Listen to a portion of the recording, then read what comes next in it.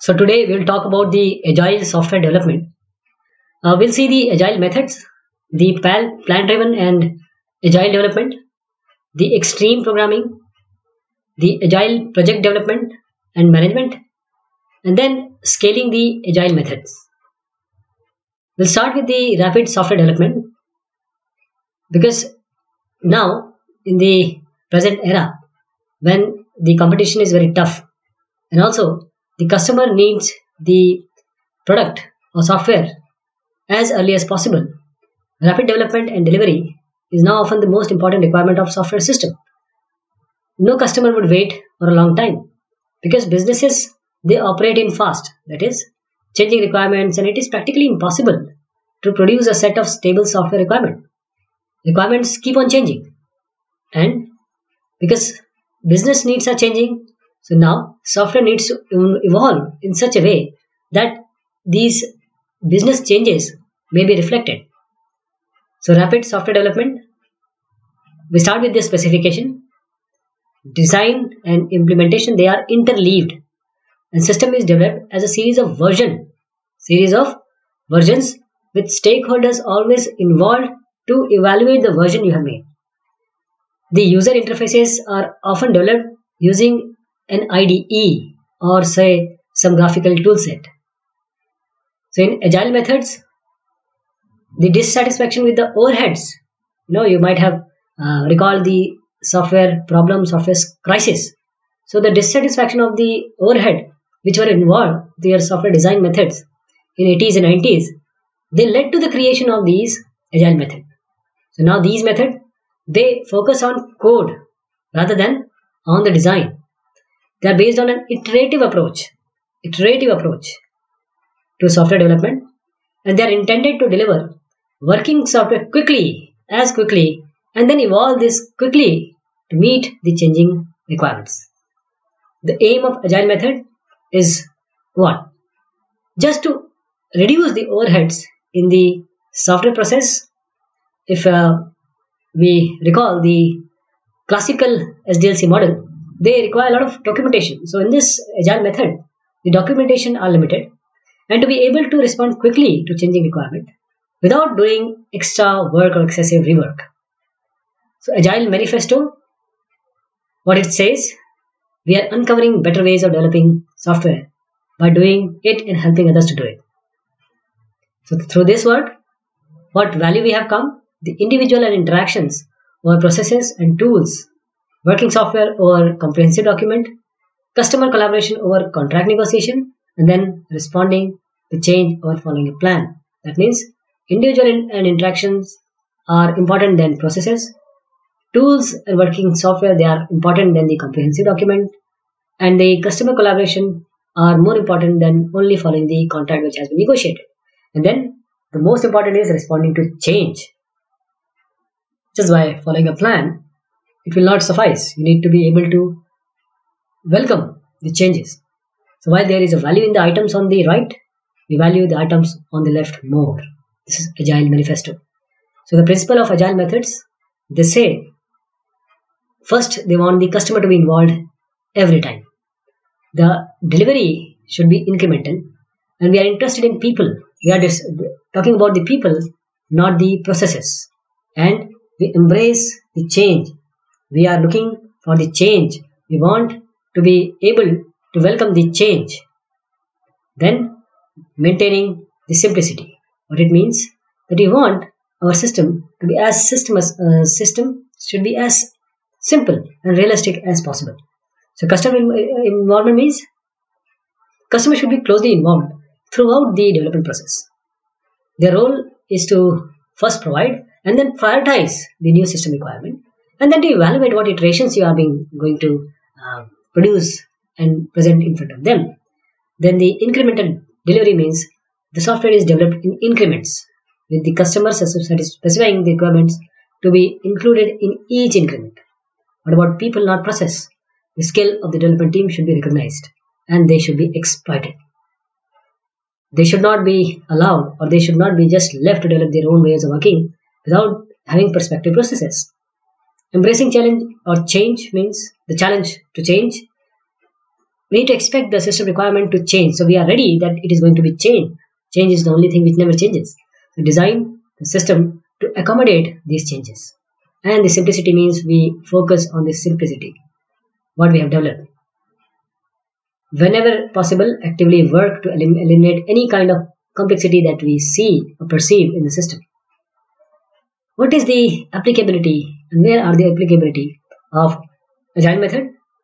First, the product development, where a software company is developing a small or say medium-sized product for a sale, or say customer system development within an organization where there is a clear commitment with the customer to become involved in the development process, and where there are not a lot of external rules and regulations that are going to affect the software. And because of their focus on small and tightly integrated teams, there are problems in scaling agile methods to a larger system. So let me underline this large system.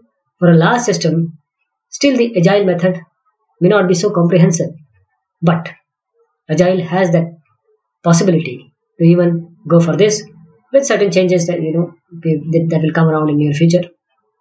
But every coin has the other side also. Problems with agile method. It can be difficult to keep the interest of customers who are involved in the process. The team members may be unsuited to intense environment that characterize the agile methods. Priority changes or prioritizing the changes may be difficult because there are multiple stakeholders. Somebody would say, I want this first. Some else would want some other thing to be made first. And then maintaining simplicity requires extra work because you want to design in such a way to reduce the complexity that will require extra work, extra effort. In contracts may be a problem, as with other approaches to iterative development. When you are iteratively developing, how can you negotiate with the contract?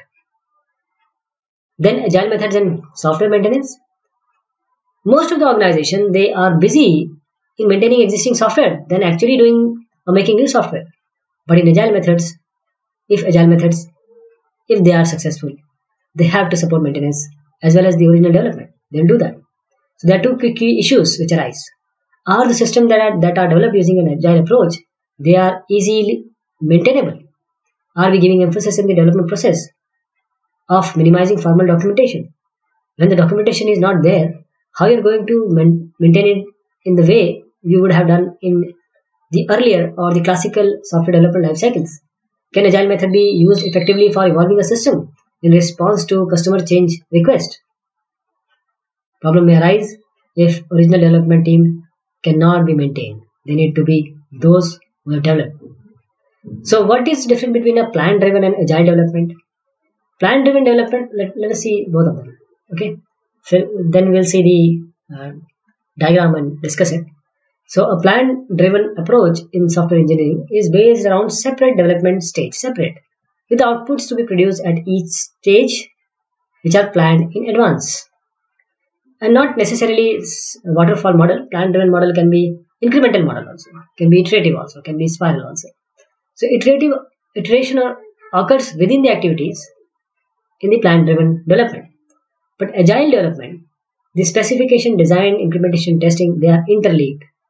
And the outputs from the development process are decided through a process of negotiation during the software development process. Let me tell you again that these are interleaved. So what do we mean when we say that they are interleaved? That means they are mixed. They can change their position. Okay. So these phases are interleaved and the outputs from the development process are only decided through a process of negotiation during the software development process. This is a plan-based development. That is, you first do the requirement engineering, then requirement specification, design and implementation, then certain requirement change request has come, then you can change the requirement. What about agile? Requirement engineering, then design and implement, then again requirement engineering. So these are the interleaved processes. What about the technical, human and organizational issues? See, most projects include elements of plan-driven and agile processes. So need to decide the balance between them. Let us ask certain question. Is it important to have a very detailed specification and design before moving to the implementation? If so, you probably need to use a plan-driven approach. Otherwise, next question is an incremental delivery strategy where you deliver the software to customers and get rapid feedback from them, is it realistic? If so, try using agile methods. How large is the system that is being developed? Agile methods are most effective when the system can be developed with a small collaborative team, or they need to be co-located who can communicate informally. This may not be possible for large systems. That would require larger development teams, multiple systems combined together, so a plan-driven approach may have to be used. What system or what type of system is being developed? If you are talking about plan-driven approach, this may be required for systems that require a lot of analysis before implementation, like real-time system with complex timing requirements. Then what is expected system lifetime? If the system is long, the lifetime is long, then you would require the design documentation to communicate to original intentions of the system developers to the support team. So you need the classical or plan driven. What technologies are available to support system development? Because agile methods, they rely on good tools to keep track of an evolving multiple evaluation of the design. So how is the development team organized? If the development team is distributed, or if a part of the team is being outsourced, say some other location, then you may need to develop design documents to communicate across the development team.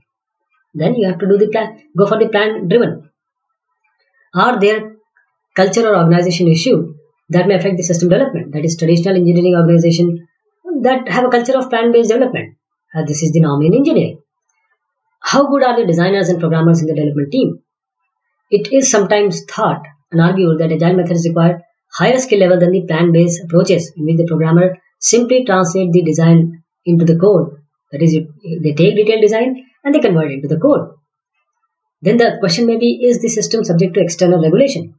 If the system has to be approved by some external regulation, say software or relating to aircraft. So FAA or any agency has to approve the software that is critical to the operation of this aircraft. Then you would probably be required to produce detailed documentation, because this is the requirement. As a part of system safety case, you have to go for plan driven. So let's start with the extreme programming. The best known and most widely used agile method, XP, extreme programming, takes an extreme approach to iterative development. Let me rephrase that the agile methods use number of iterations. So new versions may be built several times per day. Increments are delivered to customer every 2 weeks, that is 15 days. All tests must be run for every build, and the build is only accepted if the test runs successfully. So XP, along with the agile principle, the incremental development is supported through small and frequent system releases. And the customer involvements mean full-time customer engagement with the team. And the people not process through pair programming. 2 people sitting together to work. Collective ownership. Not a single person is owning anything. And a process that avoids long working hours. And the change are supported through regular system releases. Also, to maintain the simplicity, they do constant refactoring of the code. This is the extreme programming release cycle. Select user stories for this release. User stories or user scenarios. Break down the stories to task. Plan the release. Develop, integrate and test the software. Every time you have to test it. And then release the software. Then you evaluate the system.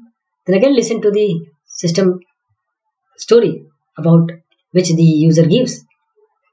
So extreme programming practices, in these things are involved. The principle or practice of extreme programming.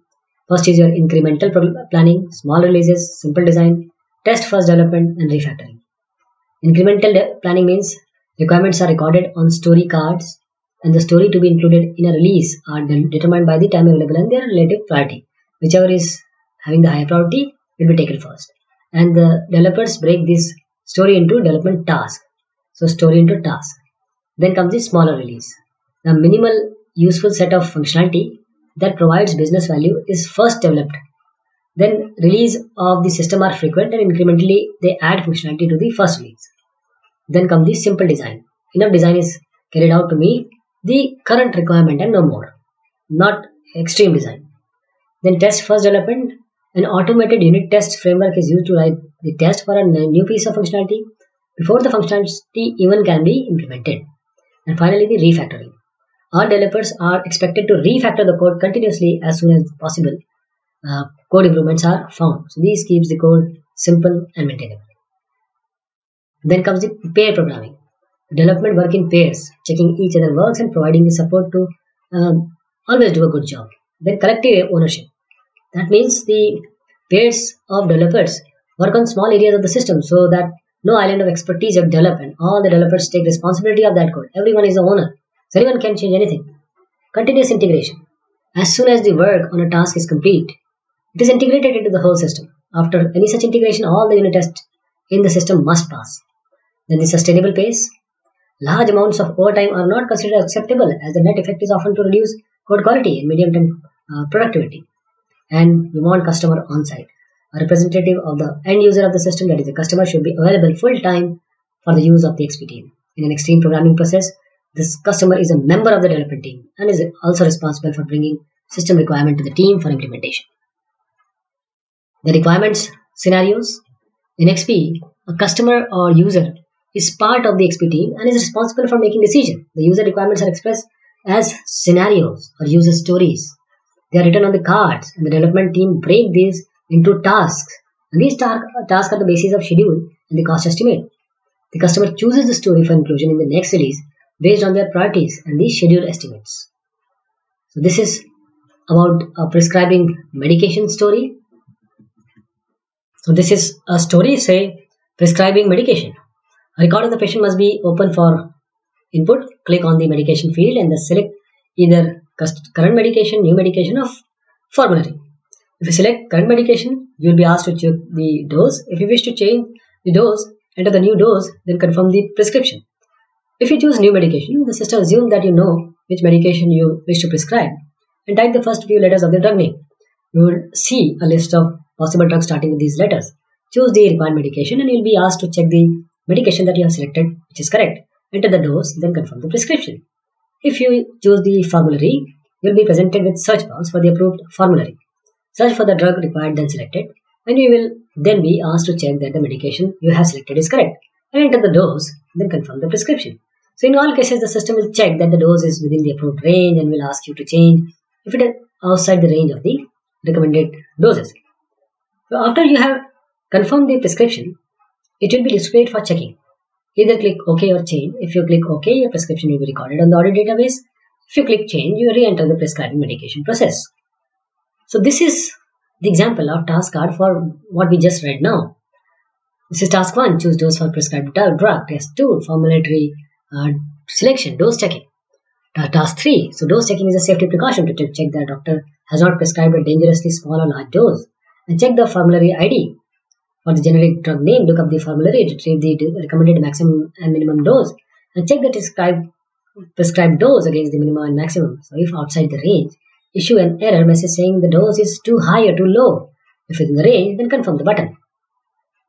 So the conventional wisdom in XP with respect to change in software engineering is to design for change.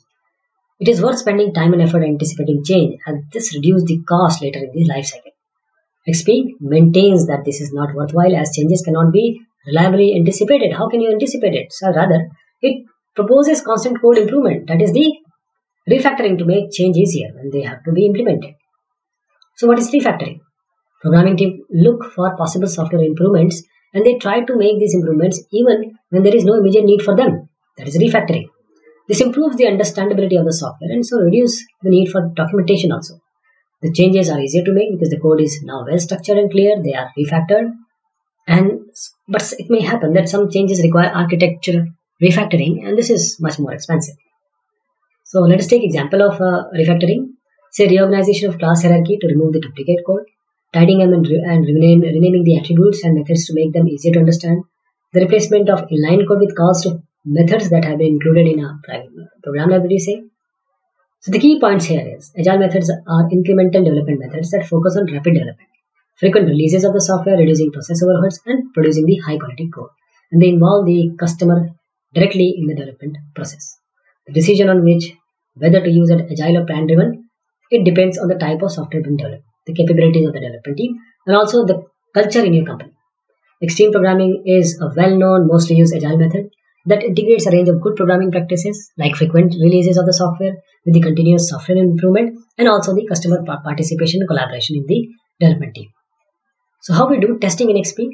Testing is a central idea of XP. And XP has developed an approach where the program is tested after every change has been made. So XP testing features, first it is actually XP is a test-driven development. Incremental test development from scenarios and user involvement in the test development and validation also.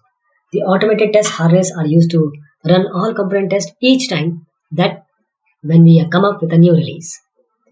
So test first development means writing test before code clarifies the requirement to be implemented. So we write test first. The tests are written as programs rather than data so that they can be directly executed, automatically executed. So the test include a check that it has executed correctly. And it usually relies on the testing framework like JUnit or LDRA, whichever you use. So all previous and new tests are run automatically when new function is added. All previous and new tests are run automatically. So checking that the new functionality has not introduced errors like a regression testing. Then customer involvement, the role of customer in the testing process is to help develop acceptance test for the stories that has to be implemented in the next release of the system. The customer is the part of the team which writes the test as the development proceeds. So all the new code is therefore validated to ensure that it is what the customer really needs. But people adopting the customer role have limited time available, so cannot work full time with the development team. So they may feel that providing the requirements was enough as a contribution. They may be reluctant to get involved in the testing process also. This is the test case description for dose checking which we have just seen. The test is like this. Input a number of mg representing a single dose for the drug and a number representing the number of single doses per day. The test would be test for input where the single dose is correct but frequency is too high. Test for inputs where the single dose is too high and too low. Test for inputs where the single dose frequency is too high and too low. Test for the inputs where single dose frequency is in permitted range. The output is okay, error message indicating the dose is outside the safe range. How to automate the test? Test automation means that tests are written as executable component before the task is implemented. These test components should be standalone, should simulate the submission of input to be tested, and should check that the result meets the output specification. We have automated test framework like JUnit LDRA in a system that makes it easy to write executable test and submit a set of tests for execution. As testing is automated here, there is always a set of tests that can be quickly and easily executed.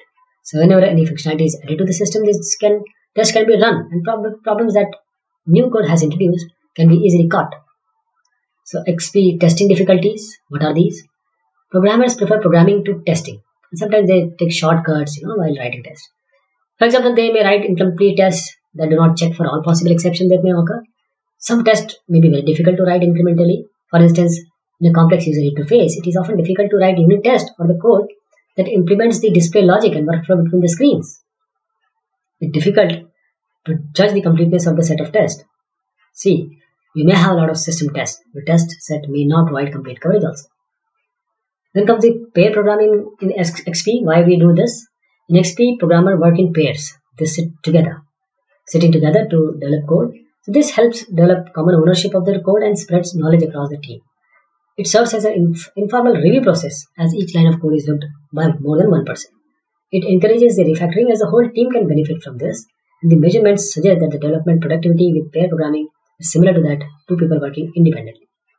So in pair programming, programmers sit together at the same time on the workstation to develop the software, and the pairs are created dynamically so that all team members work with each other during the development process. The knowledge share that happens during the pair programming is very important as it reduces the overall risk to a project when the any team member leave. So pair programming is not necessarily inefficient, and there is evidence that the pair programming together is more efficient than the two programmers they work separately. So advantages of pair programming: it supports the idea of collective ownership and responsibility for the system, and individuals are not held responsible for the problems with the code, but the team has collective responsibility of resolving these issues. It acts as an informal review process because each line of the code is seen by at least two people.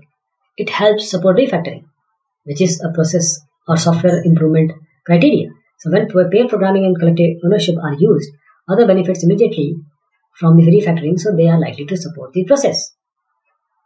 Agile project management. The principle responsibility of software project manager is to manage the software so that the software is delivered on time within the budget. The standard approach to project management is plan-driven. The manager draw up a plan for the project showing that should be delivered, when it should be delivered, who will work on the development of the project deliverables. Agile project management requires different approach, which is adapted to incremental development and the particular strength of agile methods. So we have discussed about agile. We have discussed about the most important XP in agile in detail. We'll see the Scrum in the later section. Thank you so much. Take care of yourself.